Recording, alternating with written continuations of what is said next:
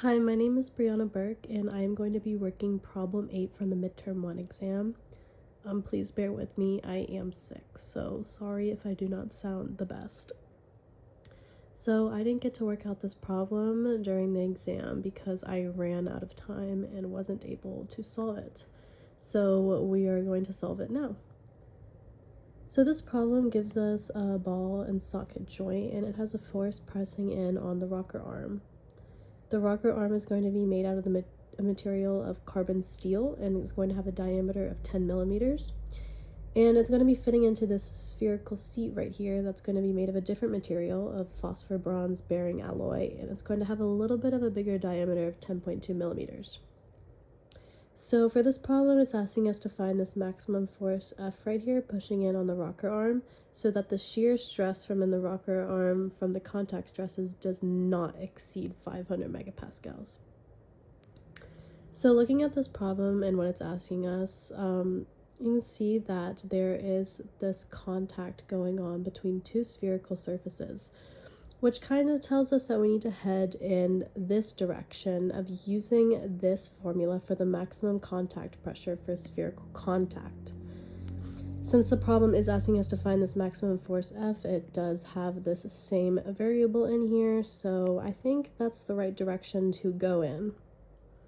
So I went ahead and listed our knowns here, the diameters it gave us in the question. And it's really important to note that this diameter for the spherical seat is negative. Now, this is because it is a concave surface, and so the radius of curvature is negative.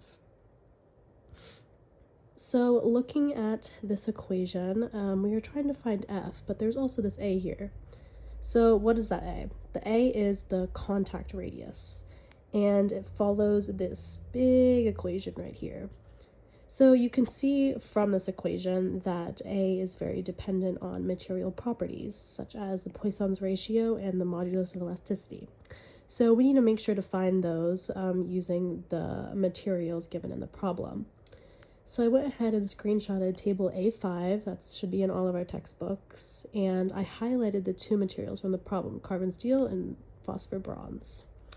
I also went ahead and highlighted the modulus elasticities I used and the Poisson's ratio I used, making sure to find the correct units, so this GPA right here.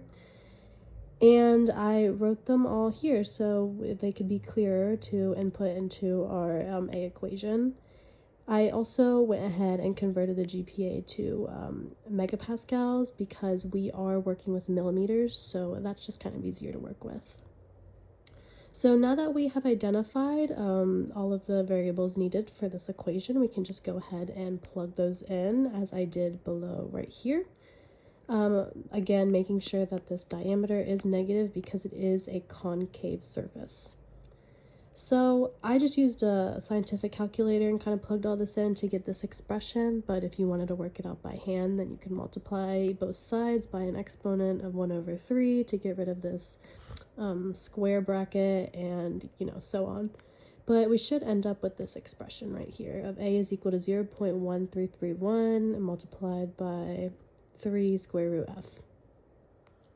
So now that we have A, we can go ahead and plug it into our maximum contact pressure equation, and simplifying it, it comes out to this. Our maximum contact pressure is equal to 26.95 of the 3 square root F.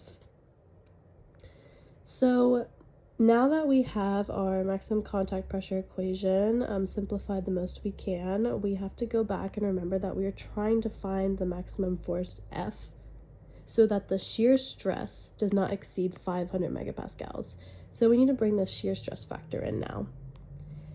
So I've gone ahead and taken a screenshot again from our textbook. This is figure 3-37, and it shows that the maximum shear stress is equal to 0.3 times our maximum contact pressure.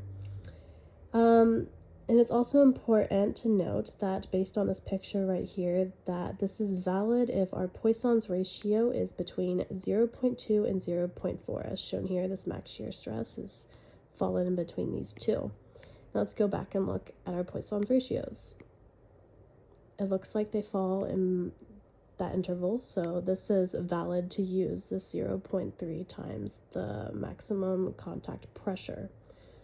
So I inputted this equation that we found up here into here and simplified, multiplied through, and we get the T max, or the max shear stress, is equal to 8.085 times 3 square of F. So the problem is asking us to find the F so that it does not exceed 500 megapascals. So we are going to set this equation to that 500 megapascals.